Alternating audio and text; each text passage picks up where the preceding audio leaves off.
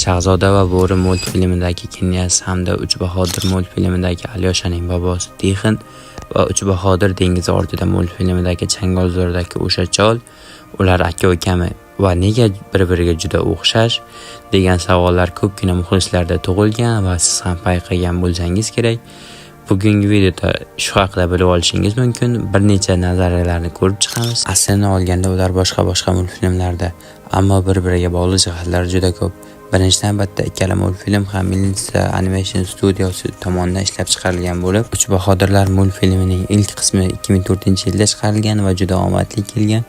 Va Millennium Animation Studiosi shu multfilmga ilhomlanib 2011-yilda ommaga Shahzoda va bo'ri multfilm taqdim etgan va u ham juda katta mashhurlikka erishgan. Endi esa mavzuga qaytsak, Shoh, Tixin va Changalzordagi chol, ular aka-ukami nega bir-biriga juda o'xshash? Shahzoda va bo'ri multfilmining 3-qismida Barzangi o'z tanasidagi tatuirovkani qahramonlarga ko'rsatganda, uning tanasida Uch bahodirlar multfilmining 1-qismidagi ayrim bir voqealarni ko'rishimiz mumkin. Bundan kelib chiqib aytsak bo'ladiki, ikkala multfilm ham bitta olamda bo'lib o'tmoqda.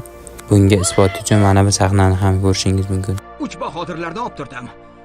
Xo'sh, unda bular qanday aka-uka bo'lishi mumkin degan savolga kelsak. Tixin juda aqlli. U shohga o'z saltanatini qaytarib olishga yordam beradi.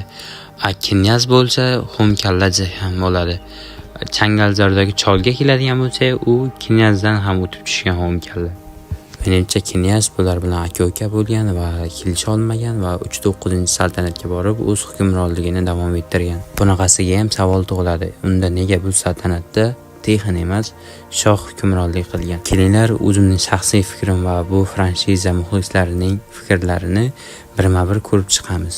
2023-yilda chiqqan Uch bahodirlar va O'tmishga qaytib multfilmida ko'rdik. Shoh o'tmishga qaytganda, o'tmishda u o'z avlodini hukmron bo'lmaganini ko'radi. O'tmishda mana bu chol yetakchilik qilayotgan bo'ladi. Nimadir g'alati, chunki Tixin mana bu cholga juda ham o'xshaydi. U kabi jasur va qo'rqmas va aqlli. Multfilm davomida shuni ko'rdikki, Shoh o'z bobosiga hukmronlikni, ya'ni taqalarni topshirib ketganini ko'rdik. Va bu voqeadan so'ng Shohning bobosi hukmron bo'lib qolgan va shuning evaziga Tixin hech qachon shoh bo'lmagan. Bugungi video shulardan iborat edi. Video yoqqan bo'lsa kanalga obuna bo'lib, o'z fikringizni kommentariyaga yozib qo'ying. Bu kanaldagi birinchi video edi. Va keyingi videoda qaysi multfilm yoki kinoni tahlil qilib tayyor qilishimni istaysizlar, uni ham kommentariyada yozib qo'yish esdan chiqmasin. Telegram kanaliga ham o'tib qo'ysanglar, xursand bo'lardim. Hammaga xayr.